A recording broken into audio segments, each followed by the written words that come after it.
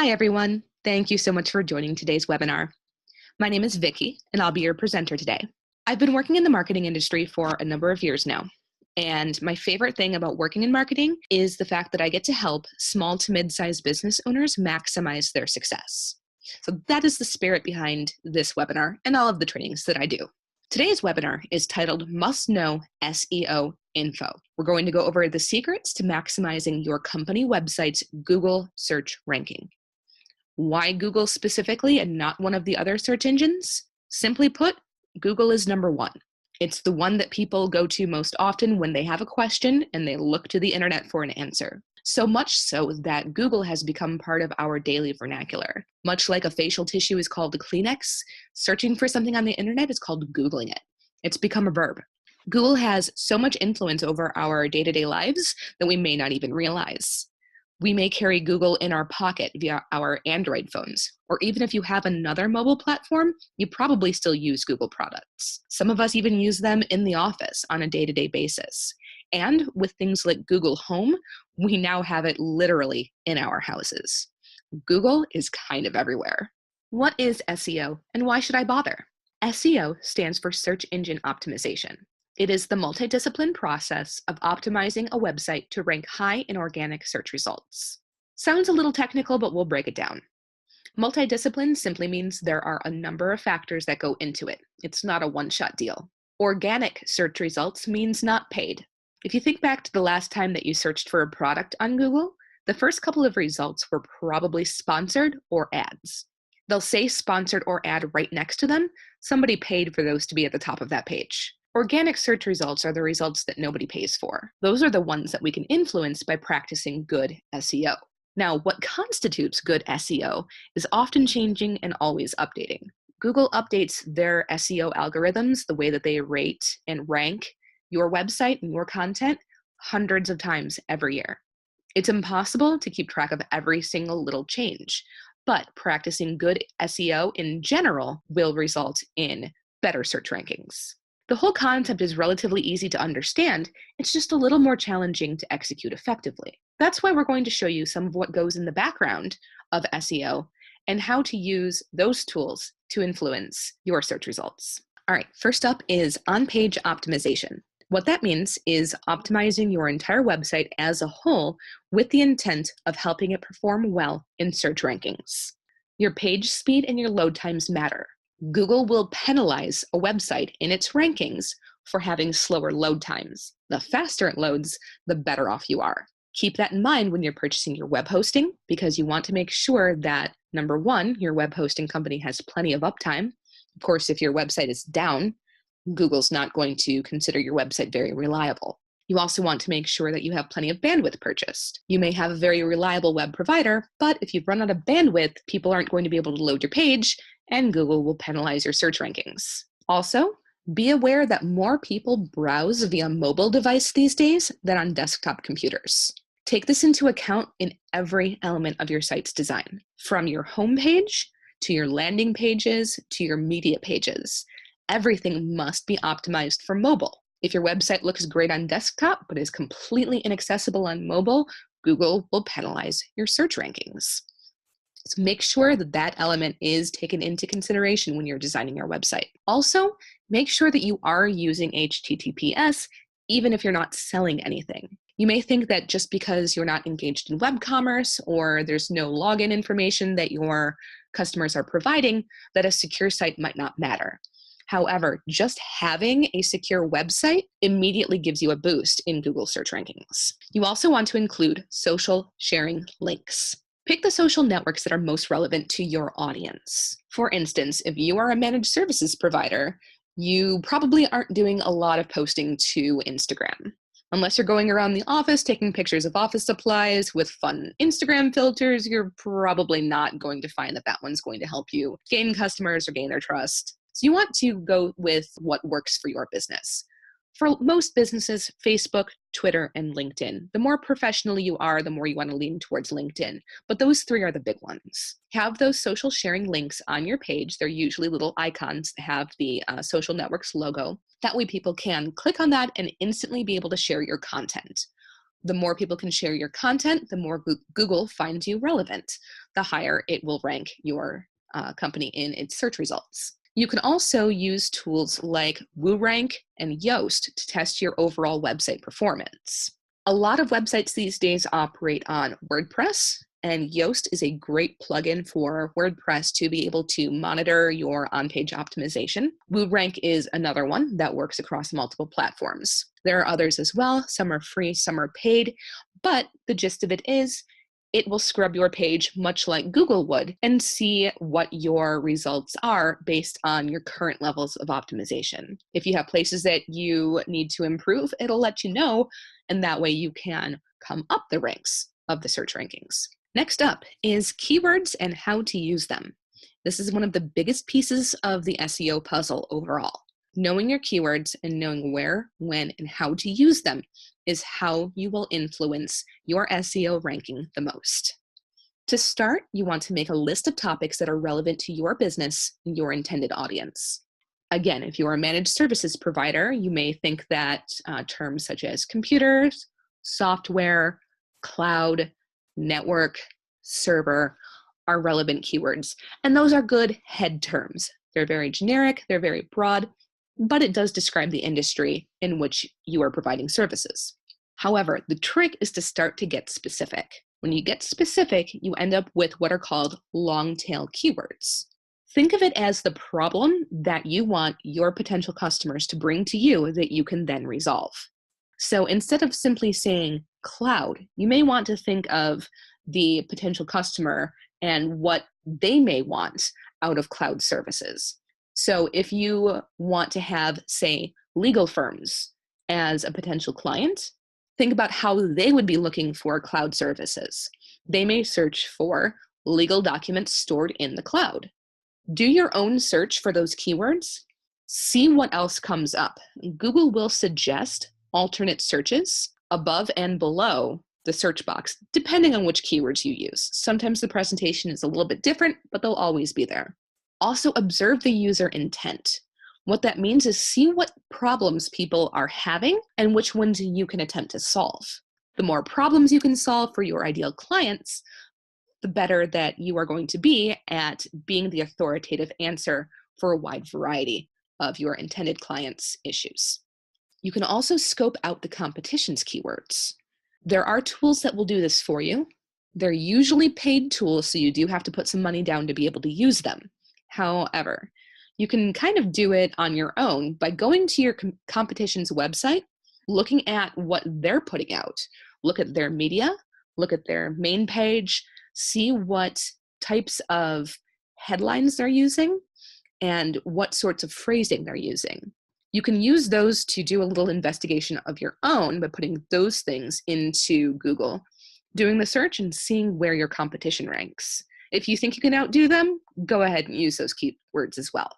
You want to make sure that you are using your keywords within the first 100 words of your page. When I say your page, I mean whatever page you're using, whether that's your main page, whether it's a blog post, whether it's a video. And yes, even if it's a video, you still want to have copy on that page and include your keywords. The first 100 words are what are ranked more heavily when Google does its scrub of information from your web page.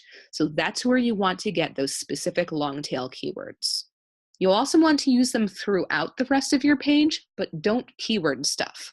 When I said before that it's a bit of an art as much as it is a science and finding that balance, this is what I'm talking about. If you overdo the keywords, Google knows, and they will know that you are trying to game the results, and they'll actually penalize your search ranking. So find the sweet spot, don't overdo it, and find different ways to phrase things as well. Up next is headers. H1 and H2 headers are elements on your page that are defined by some code that goes into the web page. If you don't know what those are or how to use them, that's okay. Talk with your web developer or whoever works on your website. They'll point you in the right direction. However, loosely speaking, H1 and H2 headers are the article and page titles or section headers on your web page. You want to make sure that you are using these correctly. H1 headers are for articles or page titles, and they are tremendously important for SEO. This tells Google what your page is about. This is where you want to use those well-constructed long-tail keywords. Think of the question that your potential customer is asking, even if it's not phrased in the form of the question. This is the problem that you're going to solve. This is what people are going to search for.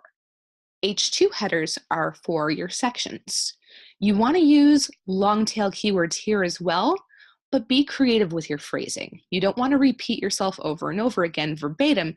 Then you get into the area of keyword stuffing, as I had mentioned before. Google starts to penalize you for that type of thing. So make sure that you're being a little bit creative when you're using keywords throughout the rest of your page. Next, you also want to make sure that your images are labeled correctly.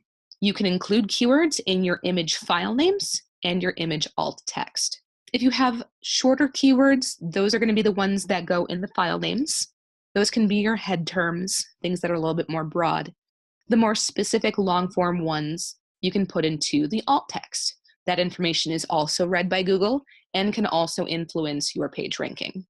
If you want to see whether or not you're on point with your on-page optimization, you can test it out for free at SEO-browser.com.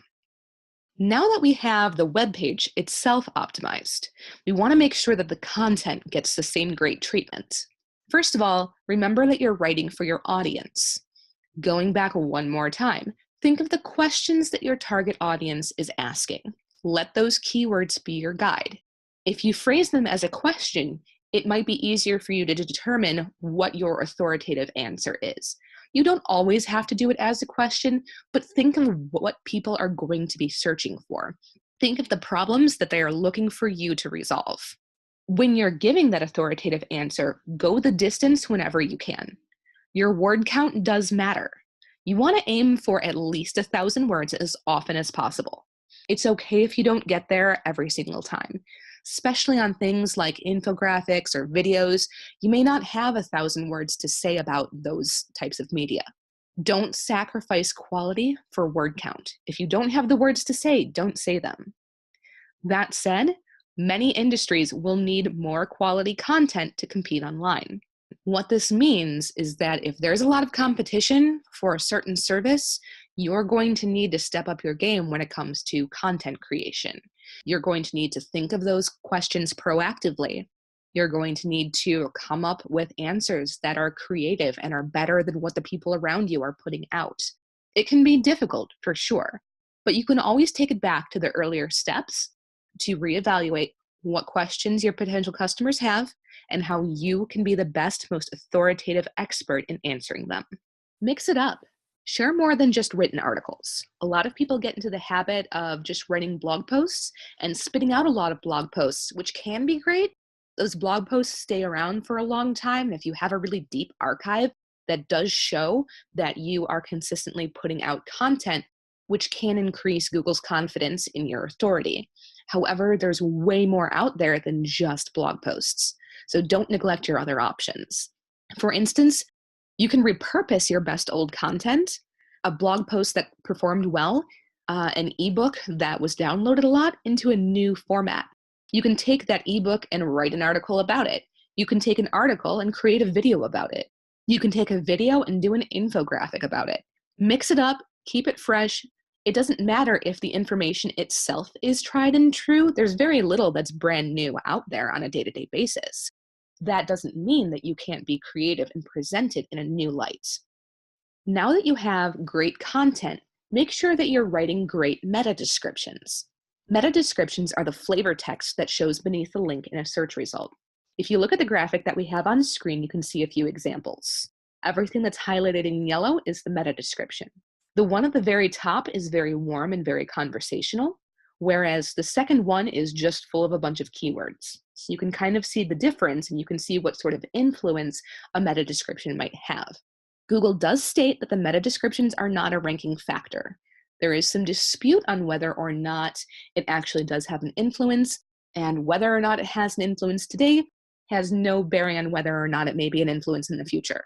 Like I said, things change. However, the text that shows in the SERP, which is the search engine result page, can compel people to select your search result. If it gives you an edge, why not use it? It's right there. It looks nice. It's easy to do. All you have to do is write conversationally and aim to catch the viewer's attention. There's a 300 character max limit, so it's not a lot to write. You do want to make sure that you're using it on every single page of your website. People may use a search term that pops up on a blog article that isn't necessarily one of your most popular pages.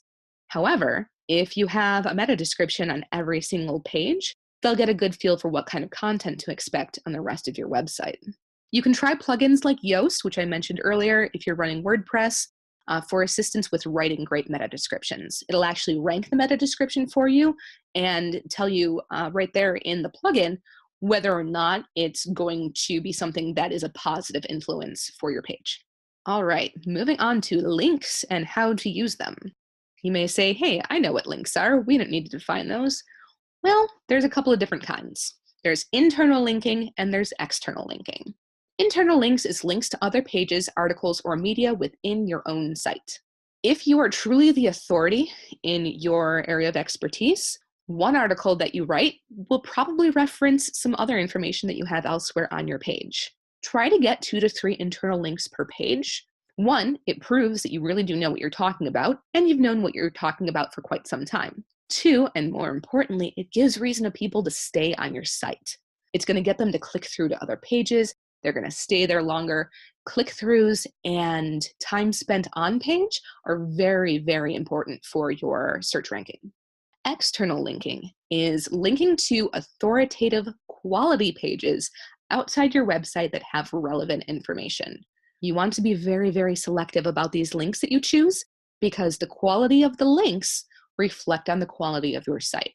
You don't necessarily want to link to a small blog because that may not be something that Google considers to be authoritative. Links to news articles or Wikipedia or other well-known web pages with a lot of influence are better to use because it shows Google that you're drawing your information from reputable sources. Makes you look like a reputable source in turn. Backlinks are the holy grail. And of course, they're the most difficult to obtain. So backlinks are when you link to an outside page and they link back to you. So external linking is just one way, whereas backlinks go in both directions. A lot of people try to get backlinks to very popular web pages, and it's difficult because the authors and the people who write for those big pages probably don't necessarily have time to review your content and see if you're worth them putting their seal of approval on. So how do you get those backlinks? Couple of options. First is writing case studies on the products that you use, especially if you've had spectacular results, and you can share with your vendors and your partners. If you use a certain piece of software and you found a great way to use it that maybe others haven't thought of, or if you've had exceptional results doing something, write up that case study and then contact the people putting out the product on which you wrote the case study. That's great business for them because now someone is giving a fantastic review. They might be more likely then to allow you to have a link to your site on their site if they publish the case study for you. It's a little bit I scratch your back, you scratch mine. In the same vein, write reviews for the companies and products with which you work. Go to Google, go to Yelp, go to social media, do other searches for other types of review websites. There's more than just those out there. If you take the time to write those reviews, your name goes on it, make sure your company name is somewhere in the information as well, and suddenly you have a backlink. Those types of things require you to maybe put a little bit of pressure on the other person. It depends on them being responsive to what you're giving them. Another good way to do this is to build genuine relationships, both online and off. Whether this is with customers, clients, whether this is with vendors with whom you are the customer or the client, or if it's with someone in your immediate community. This can also include the media. If you become someone that they know and they can trust, they're going to be more likely to put your name on something when they need to give information on a topic they know that you're the expert on. You can also volunteer to speak at groups in your area. whether it's Chamber of Commerce or if it's educational groups or even hobby groups that you might be interested in. Volunteer to give talks at those groups, whether it's on something that is directly involved with your business or something that's only tangentially involved. Getting your name and your face out there, building genuine relationships with people will build that trust so that they will be more inclined to give recommendations to you and to put that information on the internet where they can backlink. Now we're starting to talk about how to gain an edge. What can you do that's going to put you over the top? First up, reviews, reviews, reviews. Positive user reviews influence SEO ranking. Some people will claim that it doesn't. The evidence says otherwise. Google Business and Yelp reviews are the most popular and the most widely used. But as I alluded before, they're not the only ones out there. Do a search for your business type and your location to see if anybody's using any other review sites. There are some that are geared more towards homeowners. There are things like Angie's List. You never quite know what other websites in the area that people might be using. There's also a newer website that people have started to use. It is called Nextdoor. It started as just a social network for neighbors in different neighborhoods to have a closed social network that you could only be invited into. But it's opened up to communities, and it also does have reviews of local services. So make sure that you are checking to see what people in your area are using.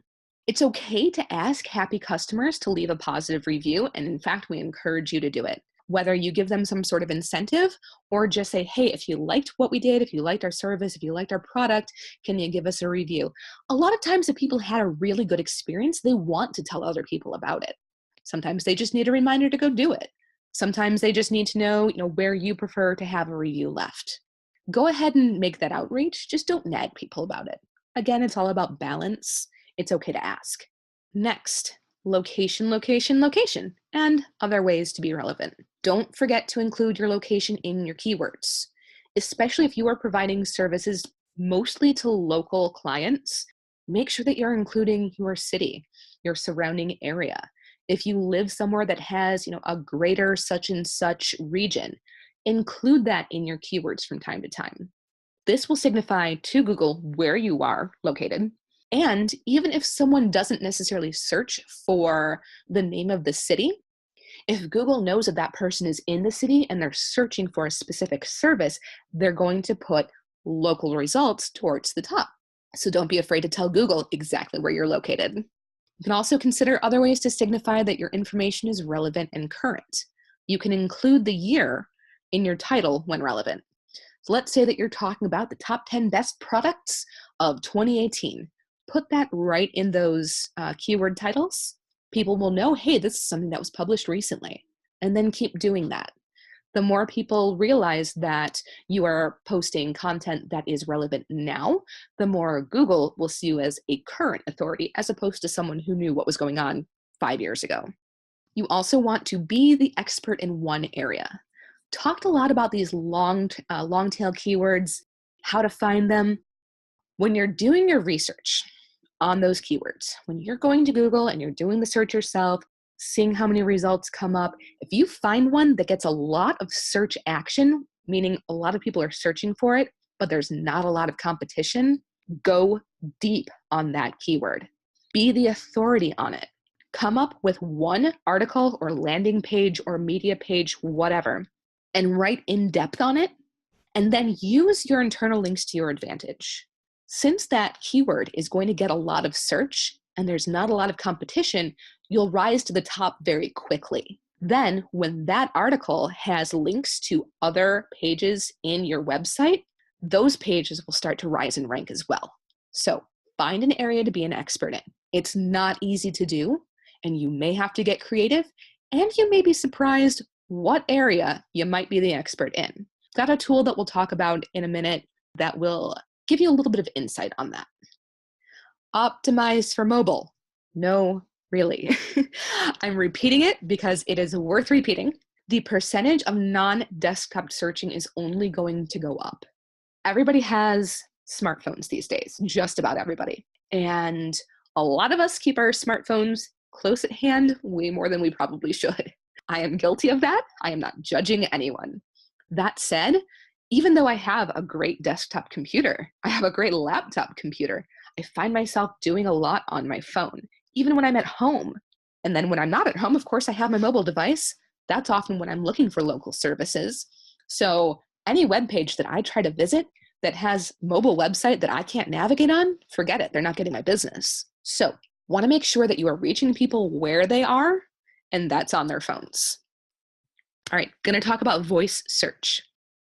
Everything that we've talked about up to this point are tricks that are tried and true to benefit you today. This is going to be the number one tip that's going to benefit you in the future. More and more, we are inviting these AI assistants into our homes, whether it's Google's product or if it's Amazon's Alexa. We have these devices now in our homes, even activated on our phones, where we can talk to them, ask them questions, and they're going to give us results. The results that they get if we're asking them for local services is going to be Google search results. So the number one thing that's going to set you apart in the future is the ability to have your web properties appear in voice searches. What you need to do is think of the questions that people are going to ask via voice search and then answer them. So for instance, if I am looking for dry cleaners in my area and I ask that of my Amazon Alexa, it's going to give me the first results, the most relevant result. If you can manage to be the most relevant result, people aren't going to go on to the next answer. They go, okay, that's the top result. That's where Alexa is sending me. I'm good to go. So the biggest factor in this is going back to location, location, location. Make sure that when you are talking about services and elements of your business that are relevant to local people, businesses, whatever, that you are including your location in your keywords. All right, I had mentioned a minute ago about a great tool to use that's going to give you some insight into those highly specialized keywords. The answer to that is Google Search Console. Yep, we're going to use a Google product to learn more about a Google product. Google Search Console provides great insight into how your site is performing in Google search. It is a free tool. You do have to go through some steps to enable access to it, but overall it's fairly user-friendly. There are a lot of features within Google Search Console, but the biggest one that is going to help you in this context is the ability to see which keyword searches on Google led to your site being listed in the SERP. Again, the SERP is the search engine result page. And you also can see the click-through rate of those listings. This is going to tell you what people are searching for, when your result is coming up in that search, and how often they're clicking on your link as opposed to someone else's. This information is worth its weight in gold. This is where you are going to want to keep an eye on those search terms, see how people are getting to you, see where you would think that people would be finding your website and they're not. Find those gaps, find those places of influence, and use them to your advantage. There are a couple other tools as well. There is SpyFu, which is a program that lets you spy on your competitors, see what keywords they're using, and how well their site performs. I alluded to this earlier as well. I did say that you can kind of do this manually by just observing their websites and seeing what keywords they're using in their headers and whatnot. But this tool will do it for you. It does cost a little bit of money. You are going to have to pay them for their service.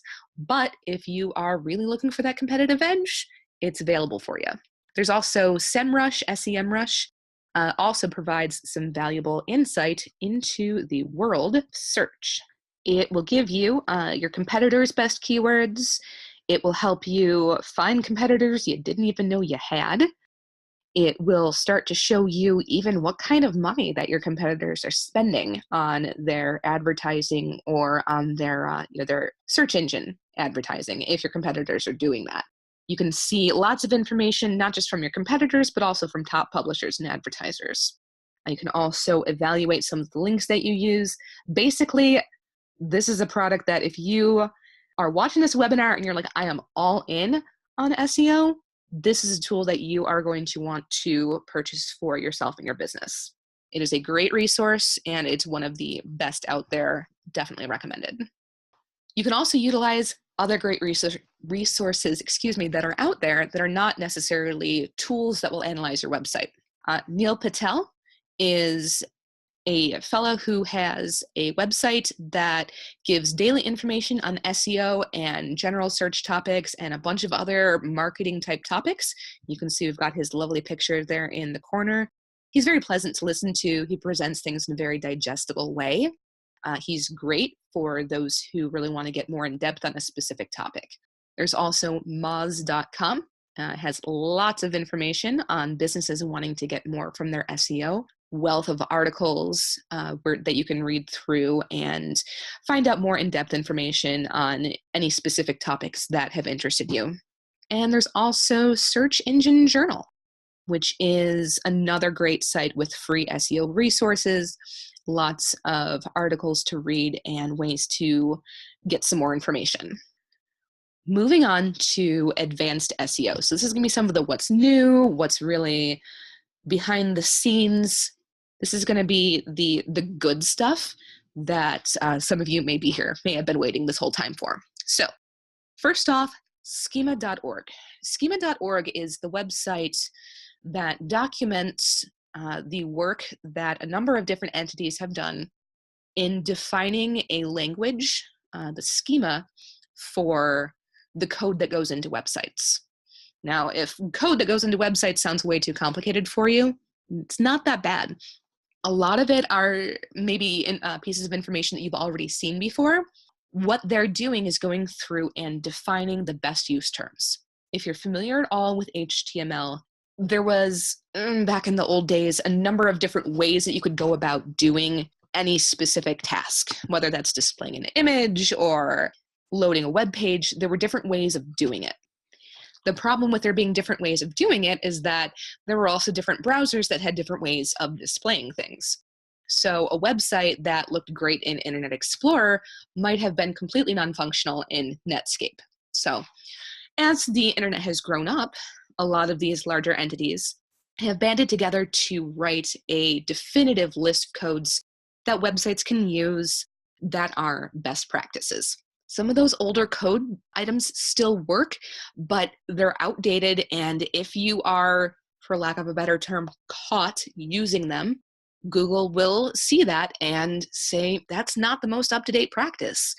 That's going to hurt your ranking. Google's algorithms are only starting to scratch the surface of what is possible as far as what information they're looking for and how it influences their rankings. That said, some of the neat things that you see on different types of websites are elements that have been defined by schema.org.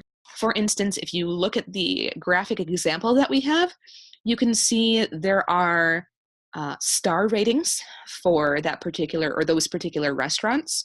That's an element that was taken from schema.org that has been identified as something that is preferable in the eyes of Google search. So if you have those bits of code to show those reviews, Google sees that and gives your ranking a boost.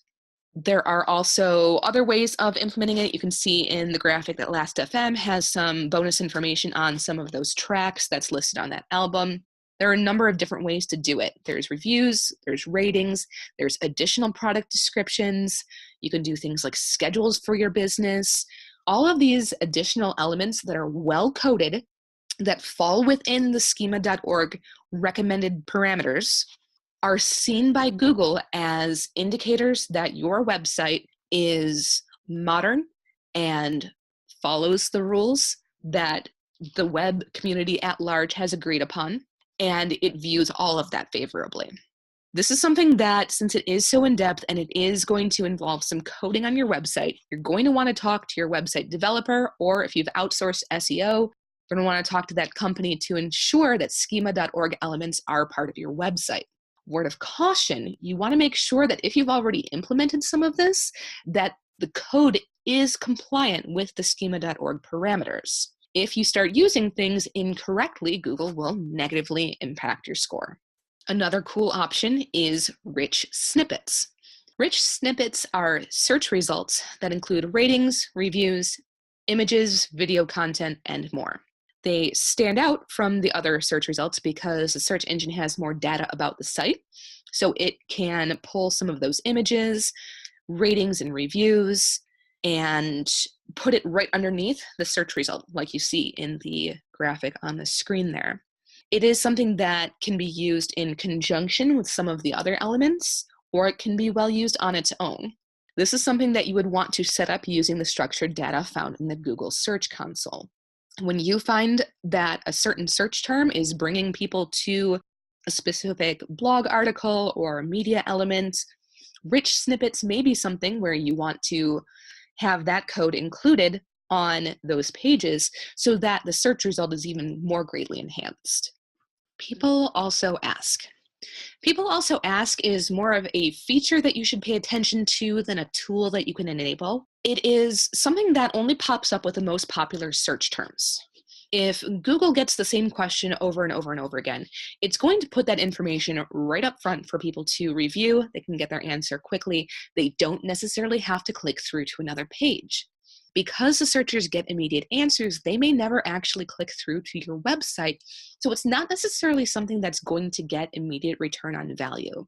What this does, though, is it reinforces the need to ensure that your website and your content solves people's problems, answers their questions, and offers expert advice. The more expert advice that your website offers, the more that Google is going to identify that that expert advice is there from you. And if you are doing your SEO correctly, you just may pop up in the people also ask answers for frequently asked questions. It's a great benchmark to see whether or not your SEO strategy is working. It can also give you an example of a way to improve on your SEO, especially if you ask a generic question about your field of expertise and you see a competitor's answer, or you see an answer that is just from maybe a major media outlet or other source. That's an opportunity for you to go deep on that topic.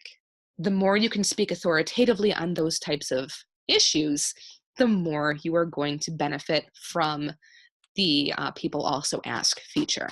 The big catch here, earlier in the presentation, I have mentioned that you don't necessarily have to phrase things in the form of a question when you're writing articles or blog posts or so on and so forth. To show up in People Also Ask, you do have to specifically be answering a question. So this is where asking those questions, identifying questions that your potential clients are going to ask, and then going deep on them benefits you in SEO terms. And let's talk about social media. Social media is a hot topic. Lots of people use it, and a lot of businesses don't necessarily think that there's any value in it. However, I am here to tell you that social media does play a role in SEO, and social content will affect your ranking. When someone shares an article from your website onto social media, this creates what is called a social indicator. There is information in that link that tells Google where the poster originally found that information. It can also tell Google how many times that information has then been reshared. So these social indicators can build and grow, and the more things are getting shared, the more relevant Google will consider your content. This is why reviews from social sites do matter. If someone searches for your business name, there is a good possibility that if you have a Facebook page, that your Facebook profile could come up. Or if you have a LinkedIn company page, that may show in the search results. If those reviews are positive, that's good news for your company. That's why it's good to seek out those positive reviews on a number of different avenues. Consider also that social media channels are their own search engines. You can go into Facebook, do a search for a local business, and get a result. That's a search engine. You may not think of Facebook and Twitter and even things like YouTube as search engines, but it may not be the same type of search as you would do on Google, but you are still finding out information on a company. Neil Patel has a great article called Social is the New SEO, where he goes really into depth on this topic and how to use it to your advantage. It's definitely excellent extended reading. Highly recommend it, even if you don't check out anything else. That is one that I feel like a lot of businesses are overlooking right now. There's been some negative impact in recent Facebook changes on how successful social media marketing is for small businesses. This type of thing shows you why it's still relevant and why it's still worth your time and why neglecting social media can still cause a negative effect for your company, which of course we don't want. And we're just about there. So in conclusion, here's the most important things to take away from our discussion today. First of all, the days of a long list of your services are over. You don't need to have every single thing that your company does listed on your webpage. What you have today is an optimized web page with content that's optimized for today's audience. Keywords are used intelligently and accurately so that you are answering the questions that your customers are asking. You are solving the challenges that your potential clients have. And because you are going offline and interacting with people in your community, as well as reaching out online to both individuals and businesses and the media, you now become a valuable resource to those people. You become the expert in your field in their eyes. If you have gone through all of this and you feel like it is more than you can handle, or you are still lost and you just don't have time, feel free to find a great web marketer. We are out there. We want to help you. This is something that does require a bit of finesse to do successfully. If this excites you and you want to run with it, fantastic. We are here to support you as well. But don't feel bad if it is something that you decide that you want to outsource, because as you've seen here, man, we can go on for quite some time talking about how SEO can impact your business. And that's it. Thank you so much for watching. If you do have any questions, please send an email to questions@seowebinar.net. We are more than happy to answer any outstanding questions that you have and give you the information that you need to succeed at SEO